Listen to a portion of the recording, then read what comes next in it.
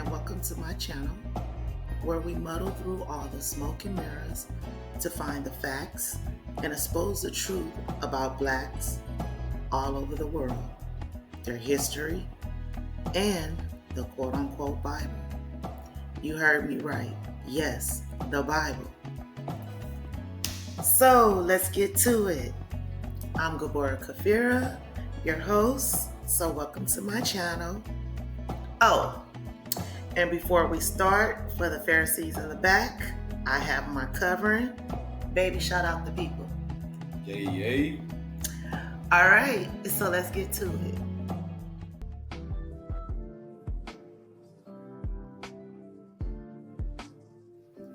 Until the so-called Age of Enlightenment, also known as the Age of Reason, the Western world accepted without question the historical accuracy of creation, the flood, the history of the patriarchs, and the exodus from Egypt given to them from the East.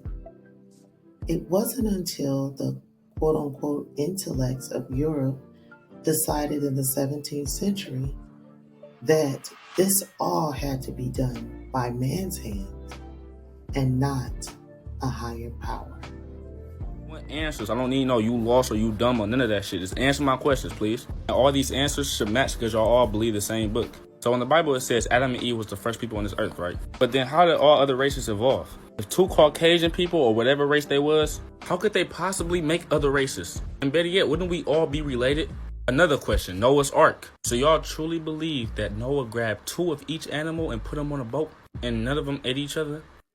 But y'all call me a deceiver and an antichrist for not believing in something that obviously doesn't make sense. So I just want to know, how do we repopulate after Noah's Ark if God flooded the whole entire planet and only Noah and his family survived? So y'all saying that Noah is our ancestors? So you telling me this guy right here, including me, and this guy has the same ancestor and we're all related? I really want to see what answer y'all can give me for that. Just think about how you sound while you're typing it. Another question, if heaven and hell is real, you have to die to go to heaven and hell. And how did the man who wrote the Bible know that heaven and hell was a real thing? Then y'all say God showed him heaven and hell. If God can show him heaven and hell, why he can't show every single soul on this earth? What makes that person special? Before y'all bring up dreams and near-death experiences and shit, you gotta remember, everybody doesn't have the same experience. You can have a near-death experience about heaven and hell. Somebody else could have another experience about a giant talking bird. So nobody could possibly know that heaven and hell is a real thing, no matter how much the Bible tells you about it. Now this is when the deep questions come in. Why doesn't that Bible tell us how to benefit our life? The Bible tells us about old stories and to follow Jesus. It don't tell us to get in nature because nature benefits us. It don't tell us to stop eating meat and all this toxic food that God knew that all these elites of this world was going to be feeding us. It don't tell us not to eat that, but it's telling us about Noah and his ark. Well, Lil Op, you opened the door, so let's walk on through. And believe it or not, you aren't the first to ask these very same questions. I, for one, was in your shoes. So, I'm going to answer them all for you. Let's go. In the book of Leviticus, starting at chapter 11, you will find instructions on what animals you can eat and how to prepare them. You can also find instructions on how to care for the planet as well as your body. However, Christianity has convinced most of us that the quote-unquote Old Testament is no longer relevant and we can just do what we want as long as we believe in Jesus.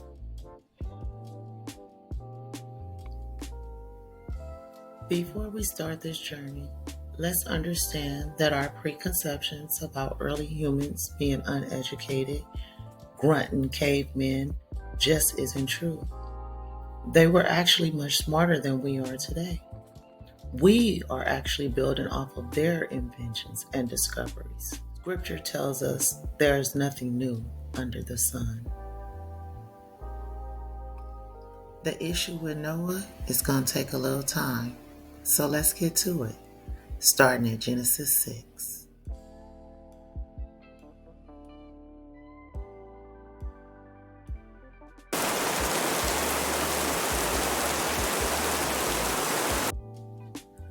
I'm going to preface this by saying that scientists, archaeologists, geologists, and climatologists are all still debating about which flood is actually the flood of Noach. And the debate is due to the world history timeline. Remember, man has decided the age of the earth and everything in it. So with that in mind, they try to put all findings into their timeline of things. In 1997, a Dr. William Ryan discovered what he thinks is the evidence of the flood.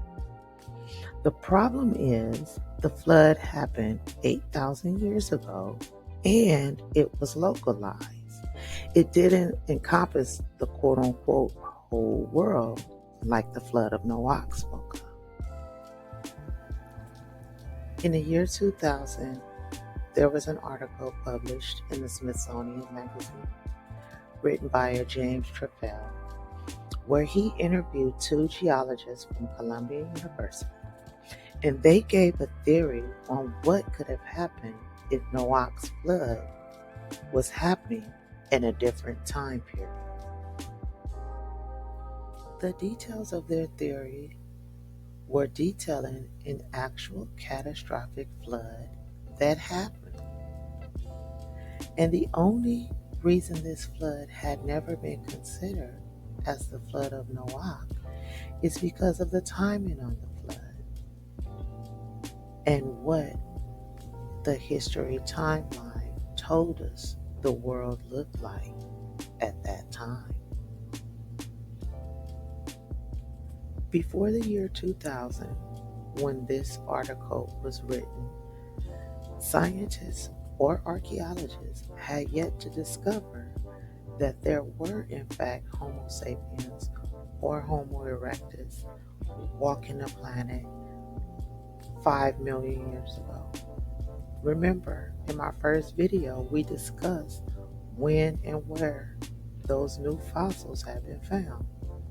So, let's discuss this catastrophic flood that these two geologists were discussing. The catastrophic flood that happened 5 million years ago that has the world or shaped the world to what it is looking like today is the Zanclean mega flood. If you pay attention to the globe that's on the screen, you'll see what the world looked like before the flood and what it turned to after the flood. Due to the fossil findings in 2022, the Zanclean mega flood is starting to be looked at seriously as the flood of Noach. In an article written in 2023 by Thomas Beal called Uncharted Territories, the mega flood that created the Mediterranean, he details exactly what happened during that flood. This map shows all the landmass that was on the Earth 5 million years ago. Everything else was covered in ice.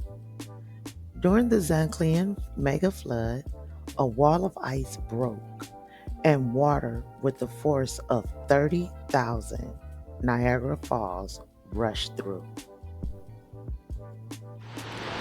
Yes, you heard me right. 30,000 of these. This flood also created waterfalls 50% higher than the world's tallest waterfall today. It opened up the Gibraltar Strait, and it took less than 2 years for the Mediterranean Sea to be created. Unlike the Black Sea flood that was localized, the Zanclean mega flood touched all the landmass that was on the earth at that time. When we think of Noach building of the ark, we think with our preconceived notions, totally overlooking the scripture where the Most High gave him the instructions on exactly how to build the ark and what materials to use.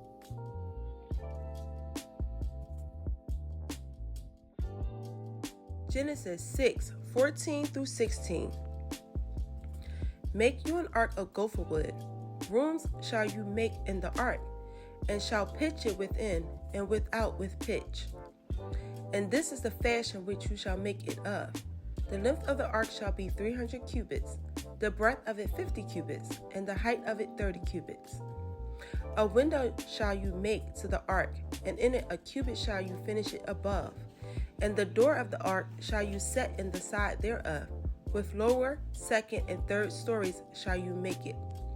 Physics students of Leicester University set out to prove that not only could the ark not float, but surely it wouldn't float with so many animals aboard. So they used the specifications in Genesis, and they built an ark. After the makeshift ark was completed, and it was proven that the ark could float with 70,000 creatures aboard, physics student Thomas Morris had this to say, and I quote, "You don't think of the Bible necessarily as a scientifically accurate source of information. So I guess we were quite surprised when we discovered it would work." I bet you were, Dot and Thomas. I bet you were. The instructions given to Noach wasn't just about building the 3-story ark, but the instructions were also given on what the inside should look like, with rooms and pens for the different animals. And in the rest of chapter 6, he gave them instructions on where to put the windows, where to put the doors. Also instructions on bringing and storing enough food for themselves and the animals. Scripture tells us that the ark came to rest on Mount Ararat, and this right here is a picture of Mount Ararat today. That big impression that looks like a ship, an ark, was docked there for a while. It left an impression that is still there today.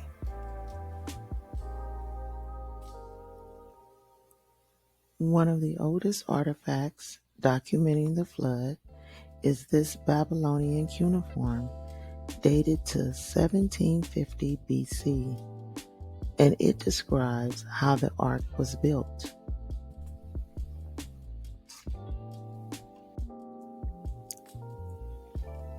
The oldest written artifact, dating between 2750 through 2500 BC, is from Sumeria, and it is called the Epic of Gilgamesh.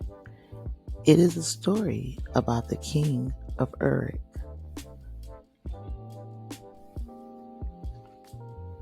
Scientists have always assumed that the Tablets of Gilgamesh was the older story, thus making it the original, and the Bible story was a copy due to the dating of the tablets.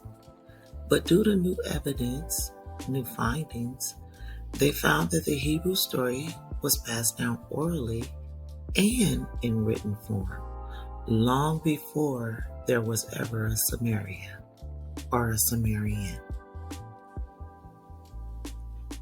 The fullest surviving text of the Gilgamesh epic is found in the Akkadian language. I know you've heard of the Akkadian people.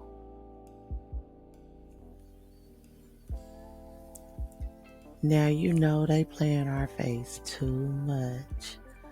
So the Akkadians were not some made up people in the movie Scorpion King. They were actually a Semitic tribe that lived north of Sumer. Now, the Sumerians were not a Semitic people, but the Akkadians were.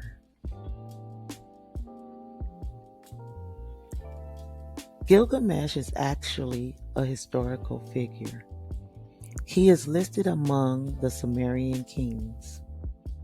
But despite knowing that, they have brushed many stories about Gilgamesh away, calling it folklore or myth. Not everything, just certain parts.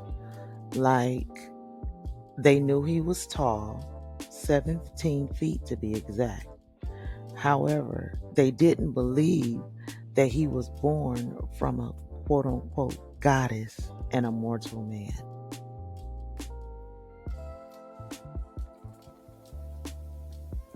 That is, until some scrolls from the Dead Sea were translated and Gilgamesh's name was found in scrolls called the Book of the Giants.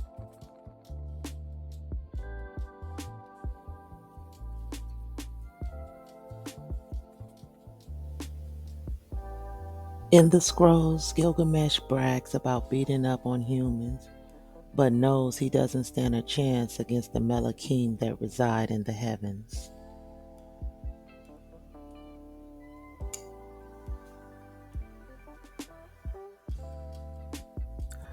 So most translations transliterated the word Nephilim as giant, but Nephilim derives from the Hebrew word Nephal, which means to fall or fallen.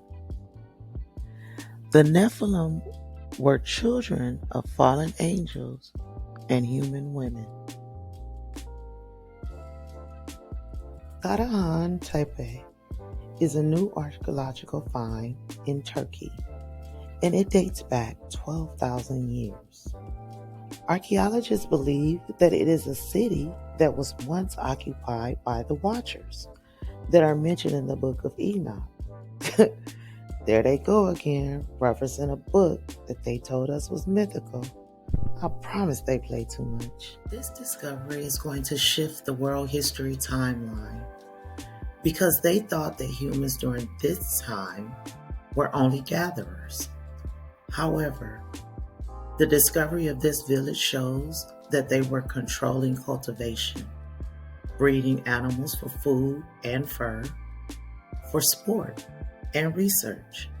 They were keeping and cultivating bees, as well as dairy farming.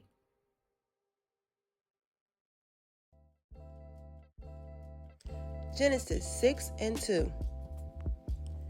That the sons of Yahuwah sought the daughters of men, that they were fair, and they took them women of all which they chose.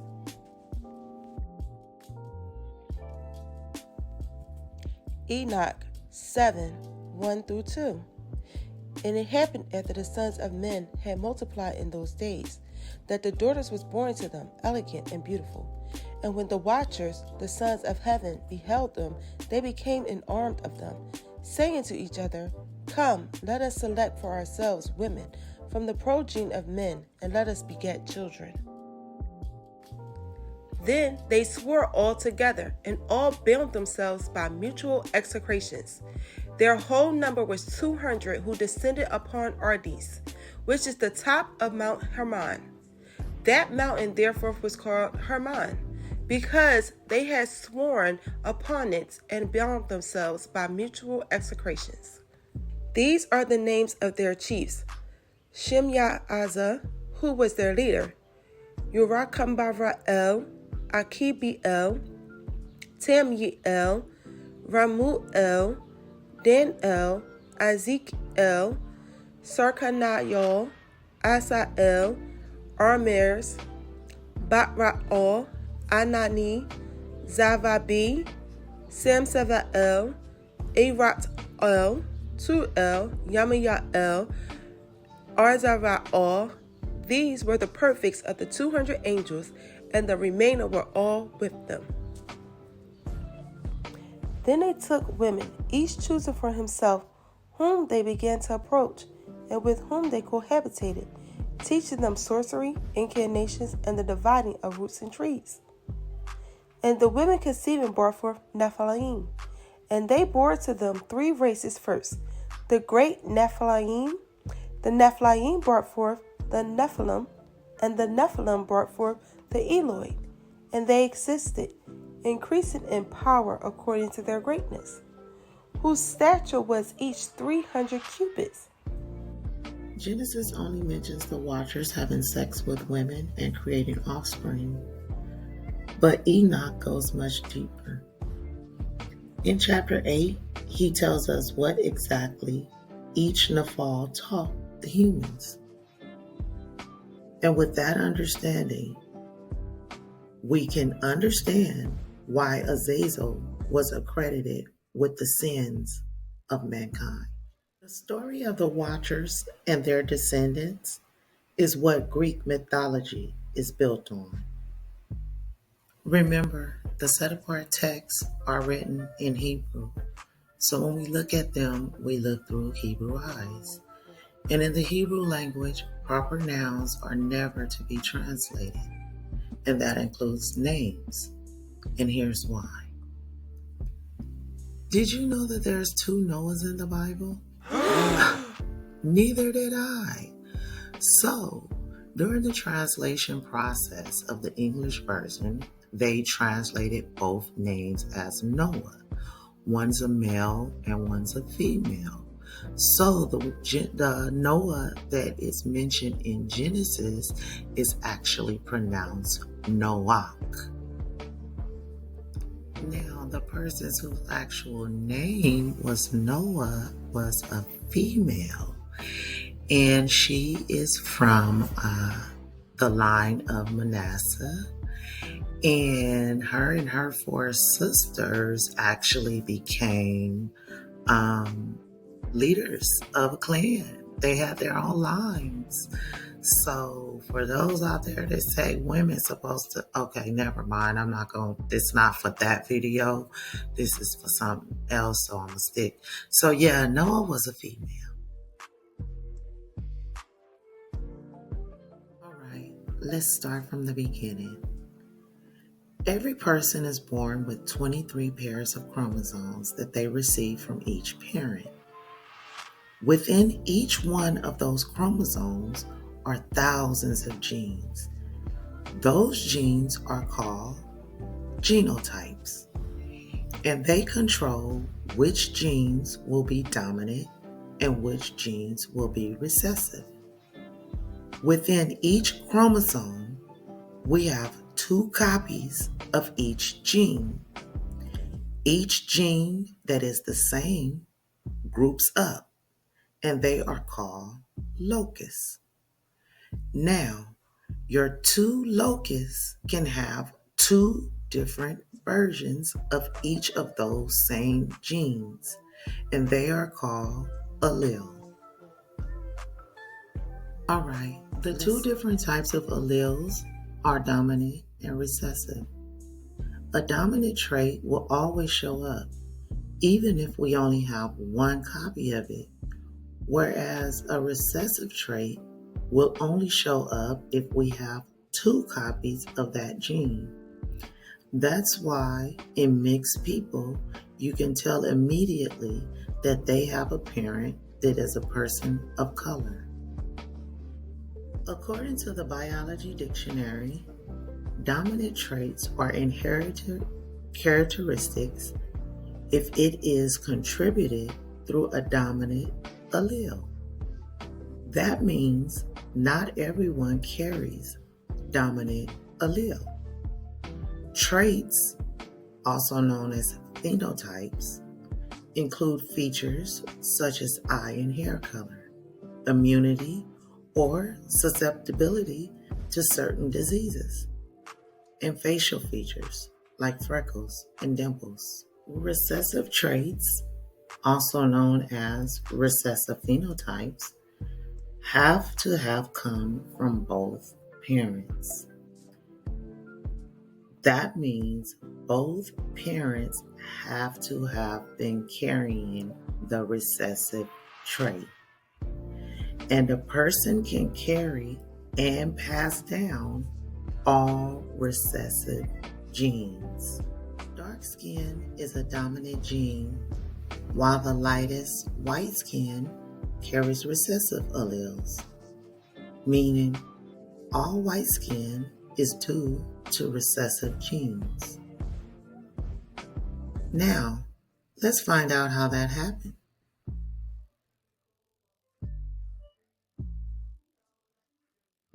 Melanin is a substance within the body that produces pigmentation. Now, how much melanin we produce not only depends on our parents, but melanin production is genetic. So it also depends on how much sun exposure our ancestors received. Scientists tell us that melanin exists in three forms: eumelanin, which is subdivided further into black and brown forms, phenomelanin, and neuromelanin. And we're going to discuss all three. There are two types of eumelanin, black and brown. Eumelanin doesn't just protect us from harmful UV rays, but it absorbs them. And since the 1960s, scientists have known and studied the electrical properties of eumelanin. That's right, eumelanin conducts electricity. Within the body, melanin boosts up antioxidants that eliminate free radicals. And those free radicals cause things like stress, premature aging, diabetes, and cancer. Studies also suggest that melanin helps aid in immune system support and the reduction of inflammation within the body. Pheomelanin is a red or yellow pigment. This is the melanin that is dominant in lighter skinned people. It also causes freckling. Recent studies have shown that people that have pheomelanin more prevalent are not protected from UV rays. Neuromelanin is a dark black pigment found in the brain and spinal cord, also known as the central nervous system. And it is similar to the melanin that colors the skin. Neuromelanin is what gives neurons their dark color, and it protects the neurons. So, a reduction of neuromelanin is what causes things like Parkinson's disease. Whenever there is a decrease in melanin, it causes albinism, whether that decrease is DNA or molecular. It causes albinism. Albinism is very prevalent in South Africa, but in Tanzania, which is considered East Africa, it is the highest than in any other nation. Albinism is an inherited condition. That means that it's floating through your DNA, and it can be the lack of melanin in your skin, hair, and eyes. Not necessarily all at the same time, but it can happen, just to the skin, just to the hair, or just to the eyes. And the oldest recorded albino dates all the way back to 200 BC. In the National Library of Medicine archives, there sit several documents by several different physicians on the inception of the albino gene. And when we look at the oldest documents from 1958 by Dr. Arnold Sorsby, he noted the Book of Enoch as his medical source. Yes, the same Book of Enoch that they labeled fictional to us. They use it as fact. And here we are, the first documented albino, Noach. And just like the physicians and the archaeologists, we're going to go to the Book of Enoch and follow this trail. Enoch 105 and 2. She became pregnant by him and brought forth a child, the flesh of which was white as snow and red as a rose, the hair of whose head was white like wool and long, and whose eyes were beautiful. When he opened them, he illuminated all the house like the sun. The whole house abounded with light. Enoch 105:3. And when he was taken from the hand of the midwife, Lamech his father became afraid of him, and flying away came to his own father Methuselah, and said, I have begotten a son, unlike others. He is not of men, but resembling the offspring of the Malachims of heaven, is of a different nature, being altogether unlike to us. Enoch 105:15. This child which is born to your son shall survive on the earth, and his 3 sons shall be saved with him. When all mankind who are on the earth shall die, he shall be safe. Reading the book of Enoch not only gives you the backstory to Genesis 6, but also grave detail on the Watchers. It also answers a few questions like where the albinism gene originated, and we can see why scientists use this as a source.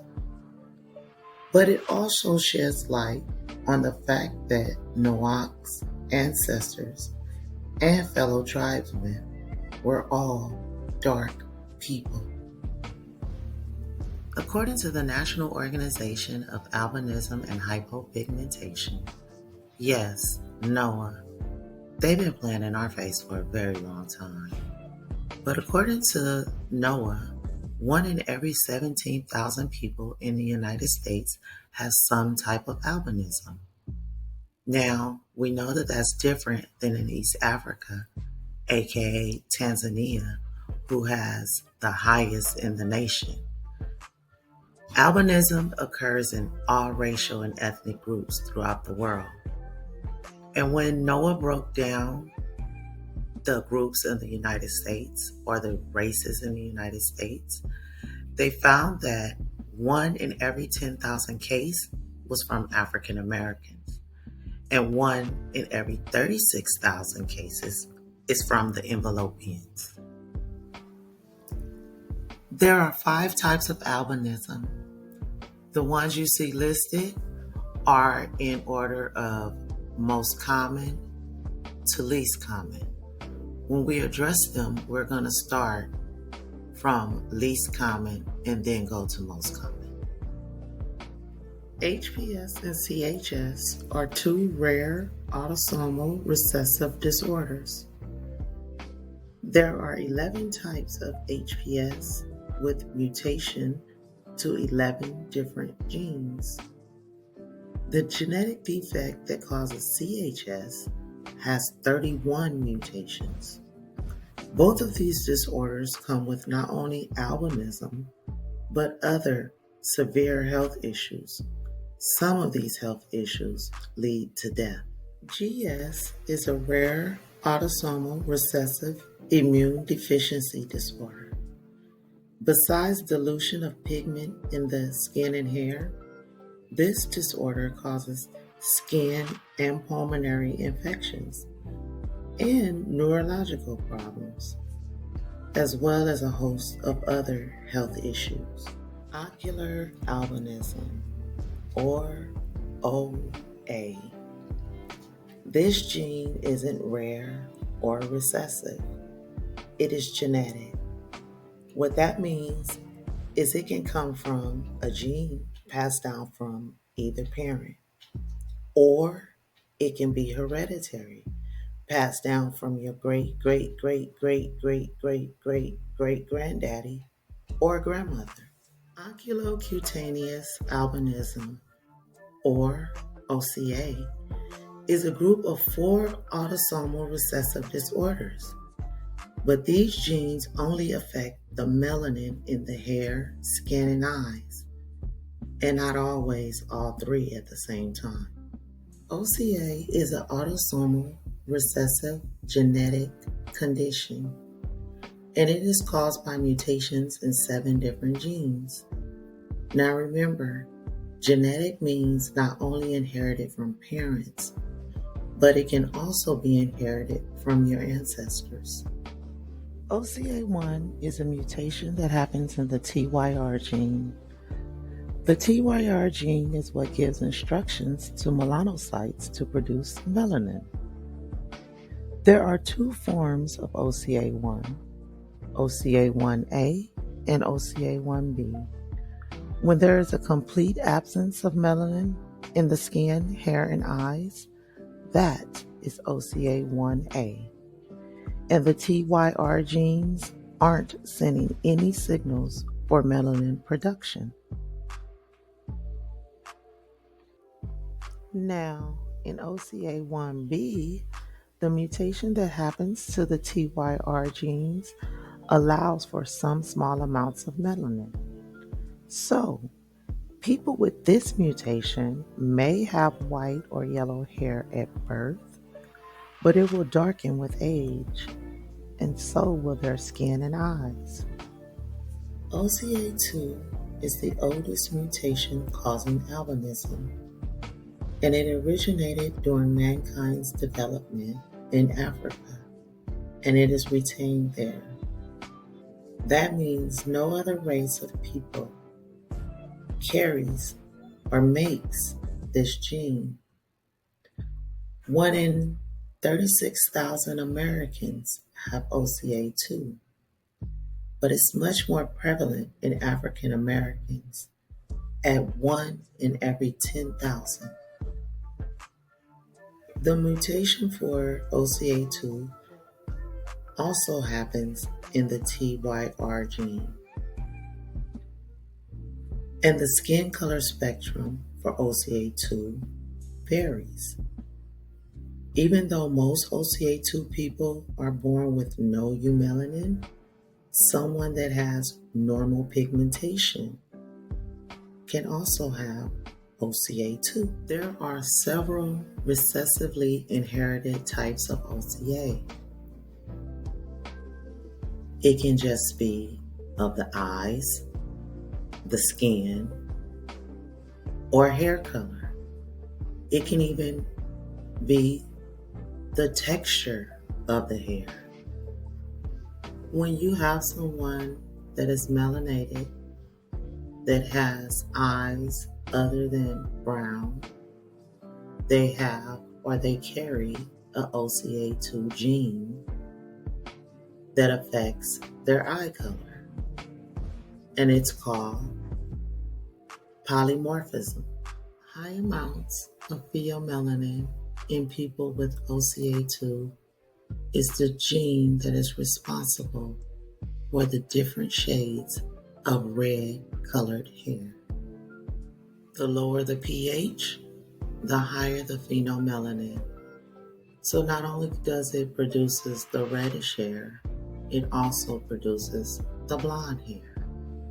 Brown OCA is part of the OCA2 spectrum, and this gene is exclusive to Africans and African Americans. Mutation of this gene is what causes light brown skin, hair, and eyes. It's also a mutation to this gene that causes the gray eyes. OCA3 is an autosomal recessive genetic condition, and it is virtually unseen in Euro-Caucasians. This is a gene that causes light brown or reddish brown skin and hair, and blue to brown eyes. If you watched my first video, I discussed these two genes, SLC24A5 and SLC45A2. And mutation to both of these genes are due to lack of neuromelanin, meaning both of these genes are regulators and transporters of melanin to melanocytes. And mutation to these genes have a significant impact on pigmentation or lack thereof in humans. Mutations to SLC45A2 causes albinism, OCA, and it affects the pigmentation of the skin, hair, and eyes. This mutation trait is predominantly found in Northern Europeans, and it is what causes white skin, blonde hair, and blue eyes. SLC24A5 is another color coding gene that regulates what color a person's skin, hair, and eyes will be from their conception. A deficiency in this gene is what causes OCA6, also known as European Caucasians. It is found in virtually everyone of European descent. This gene was introduced from East Africa to South Africa and then the rest of the world. So no, two Caucasians of European descent cannot produce any other race, as they themselves are a product of a bunch of mutations of the dominant gene. Since Noach is the first person medically, historically, and biblically to be known to carry this gene, it was he who passed this gene down to his sons, and they, their descendants, who through the centuries of crossbreeding mutated the recessive genes that they carried, thus creating other races and nationalities. Genesis chapter 10 never tells us what the ancestors looked like physically, any of their attributes. However, in the book of Enoch, chapter 89 through 90, there is a vision that Enoch had that he writes out. This vision is going from the story of the Watchers, or what happened to them, all the way to the final judgment. It also tells about the fate of the Israelites during all of that time. I want to bring special attention to verse 9 though. This is a part of the vision that he had about the flood. And it says, "But that white bull, which had become a man, came out of the vessel," that's Noach and the ark, "and the three bulls with him," that would be his sons. "And one of those three was white, like that bull," meaning Japheth had the same type of albinism that Noach had. "And one of them was red as blood," that would be Shem, being affected by one form of the albinism, the one that affected his color. "And one black," and that would be Kim, just being a carrier of said gene.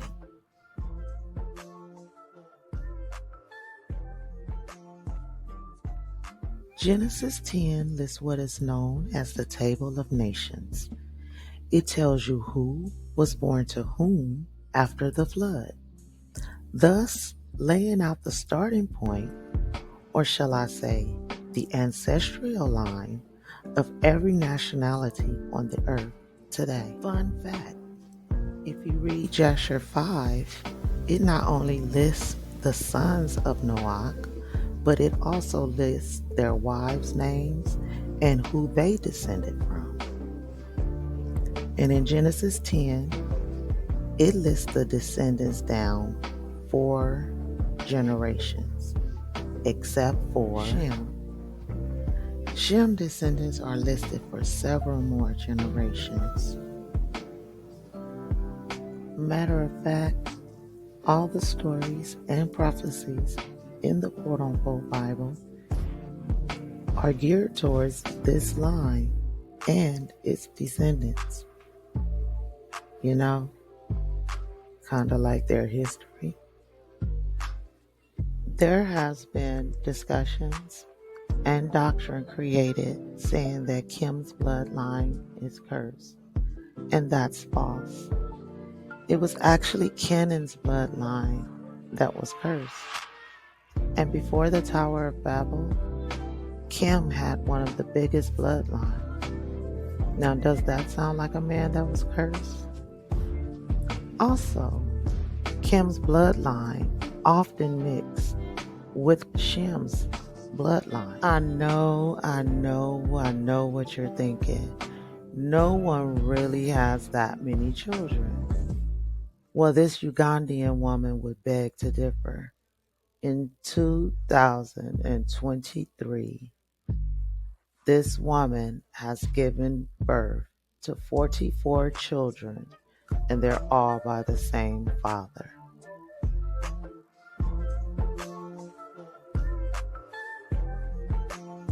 Genesis 11 tells us that after the flood, everybody was of one language and one speech, and that they settled in the land of Shinar. The Scholarly Community Encyclopedia tells us that between 18 to 12,000 years ago, there was only a single language spoken on the planet, and that language was an Afro-Asiatic language. We've heard that term, but what does Afro-Asiatic really mean? According to the Scholarly Community Encyclopedia, the people that were on the planet between 8,000 and 3,000 BC are the ones that are responsible for the humans on the earth today. Now, looking at this ancient map from 9,000 BC, you'll see that the only places that were on earth occupied at that time was in East Africa, aka the Middle East, and Asia. When they say Afro-Asiatic languages or Semitic languages, they are really saying that these are languages spoken by the descendants of Shem and Kim. So these languages are actually Shemitic or Kemetic, and there are about 400 of them. On the screen in front of us is the languages in order of their conception. I wanted to give you a visual on just which countries these Shemitic and Kemetic people populated, starting off with West Asia, North Africa, and this area is known as the Horn of Africa. Fun fact, Ethiopia is the only African country that has never been colonized. All of the countries that make up the Sahara Desert. And these are the countries that encompass Sahel. Genesis 11 talks about what transpired to cause the migration out of the land. However, the book of Yasher, or Jasher, gives you accounts of exactly where upon the earth each descendant settled, and how they named their cities and nations. Jasher 10, 2 through 5. And when Yahuwah had scattered the sons of men on the account of their sin at the tower, behold, they spread forth into many divisions, and all the sons of men were dispersed into the four corners of the earth. And all the families became each according to its language, its land, or its city. And the sons of men built many cities according to their families in all the places where they went, and throughout the earth where Yahuwah had scattered them. And some of them built cities in places with which they were afterward extirpated, and they called these cities after their own names, or the names of their children, or after their particular occurrences. The descendants of Japheth.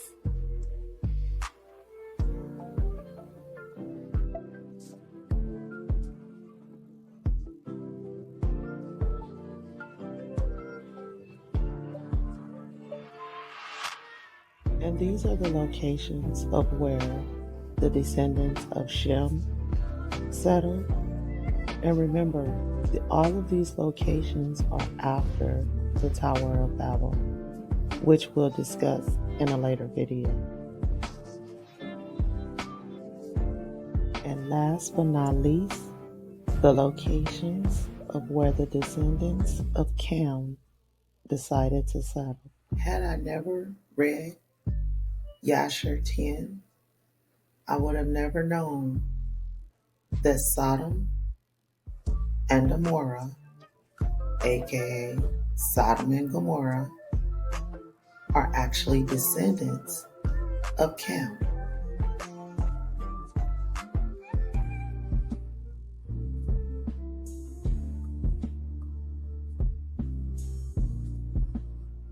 The word hell is neither Hebrew, Greek, or English.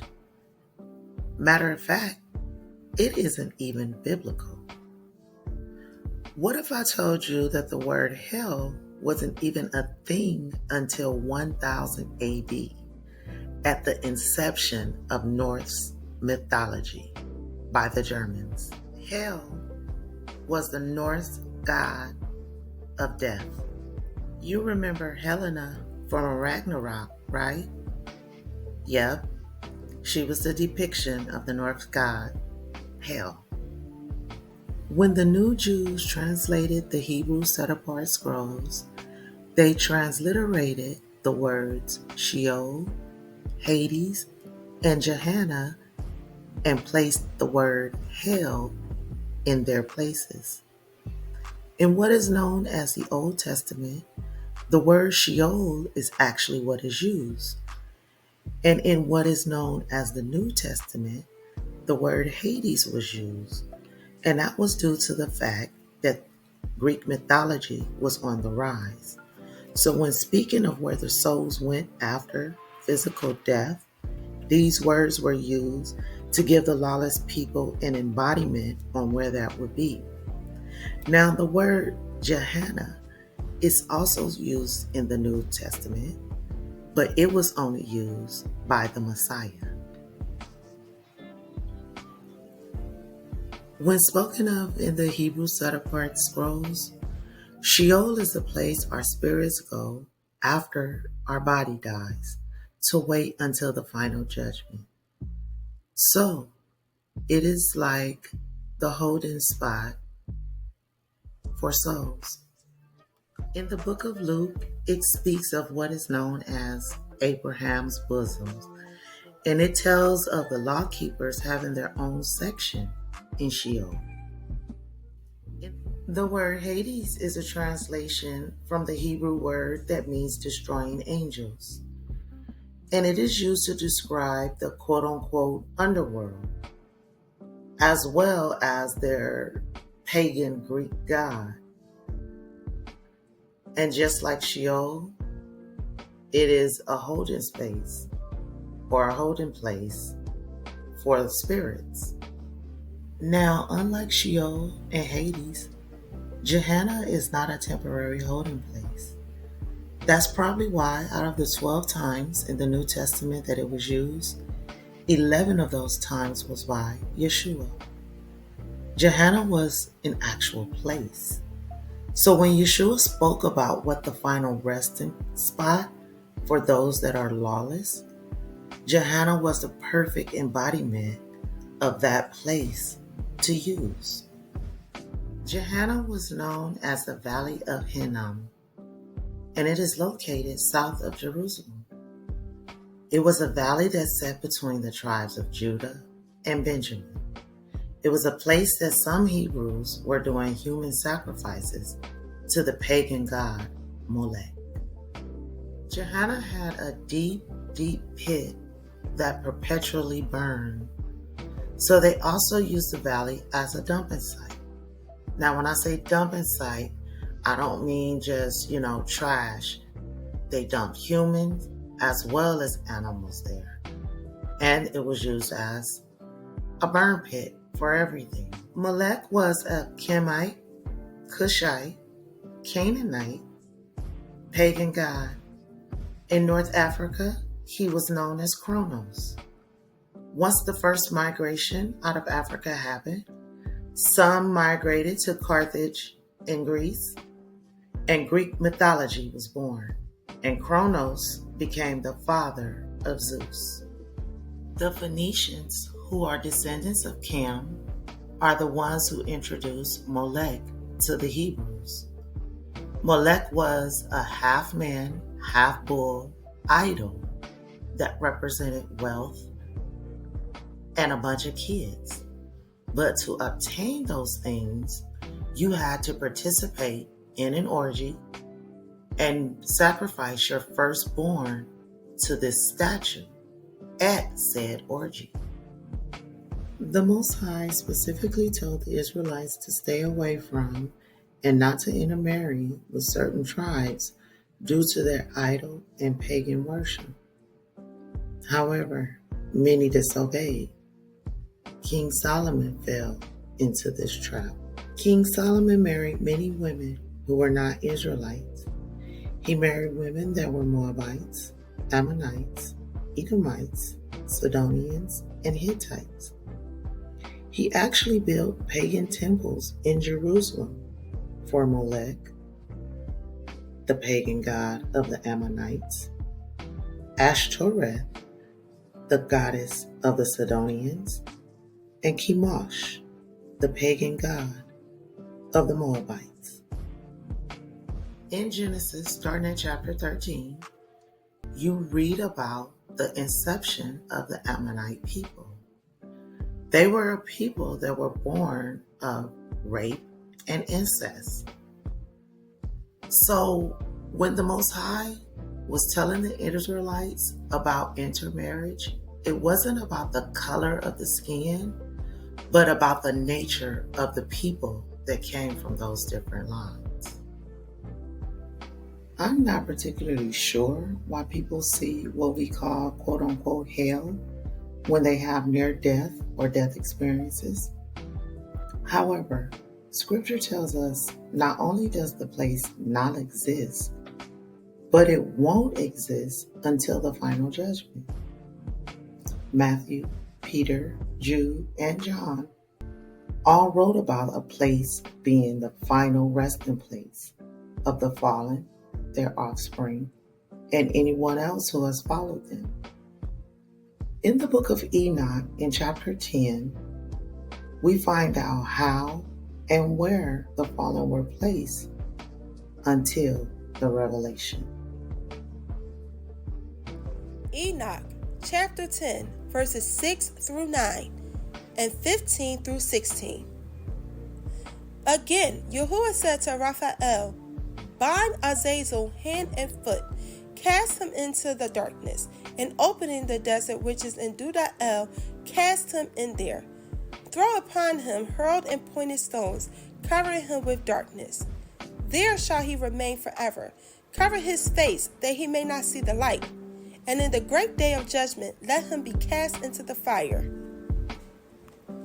To Michael, likewise, Yahuwah said, "Go and announce his crime to Shemaiah and to the others who are with him, who have been associated with women, that they might be polluted with all their impurities. And when all their sons shall be slain, when they shall see the perditions of their beloved, bind them for 70 generations underneath the earth, even to the day of judgment and of consummation until the judgment, the effect of which will last forever, be completed.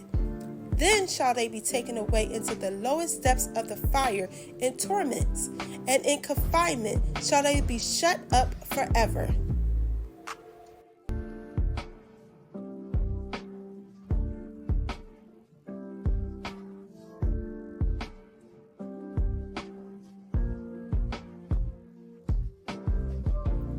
There are several scriptures in the book of Psalms about meditation. By meditating on the word of Yah, you will begin to understand it. Then you begin to live it and submit to it, thus making you become one of those special people. All of the meditation, or shall I say 99.999% of it, in yoga that is done today stems from pagan worship.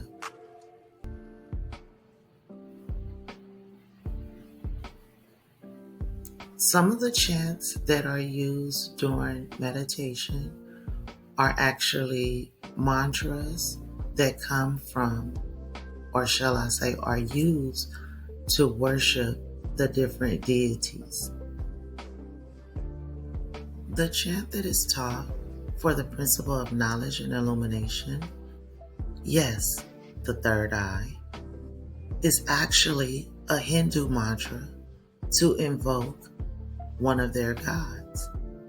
Yes, that chant that you're chanting is to invoke a pagan god. When you do the chant for blessings and protection, you are worshiping an elephant-faced deity. And when you say the chant for wisdom, you are worshiping the goddess Durga. Meditating on the word of Yah helps us from being led astray, because within these set-apart texts are warnings and prophecies about all these pagan gods, and we won't find ourselves practicing or participating in pagan worship.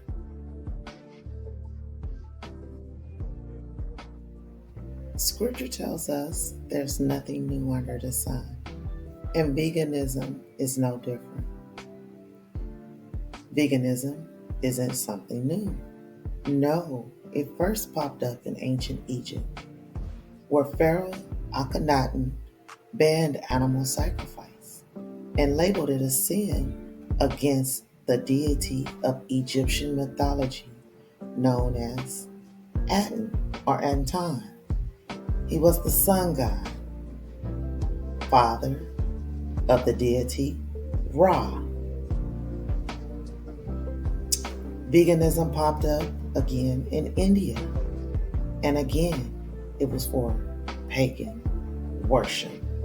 Praises are sung everywhere about the benefits of being vegan, but none speaks of the adverse health effects that come from long-term veganism. If our bodies didn't need certain nutrients that come from meat, the Most High wouldn't have left us instructions on what animals we were to consume. It's not the animals per se that is harming us today, but all the hormones that is being injected and fed to the animals. And that is what is hurting us and causing health problems. After many years of veganism, your body starts to be deficient in minerals that cannot be obtained by just eating fruits, vegetables, and nuts. And unless you are taking other supplements to replace the minerals that you are lacking, you could be doing more harm than good to your body long term. And some of the damages done by veganism are irreversible. So, to recap, we discussed and showed biblical and scientific proof that Noach's flood happened. We discussed and showed medical and biblical proof about Noach being the carrier of the gene that he passed down to his sons and them, their descendants. And it was those genes that were mutated and created the European descendants. We talked about the fact that quote-unquote hell doesn't exist yet.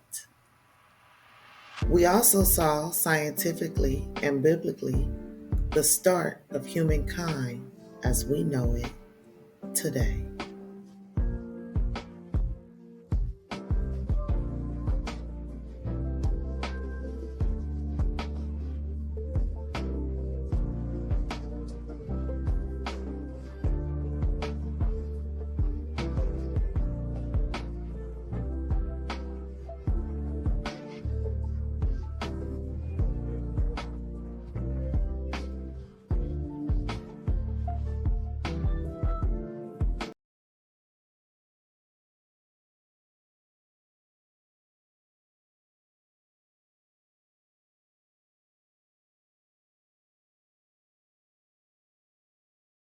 Thank you for joining me for another installment of Smoke and Mirrors.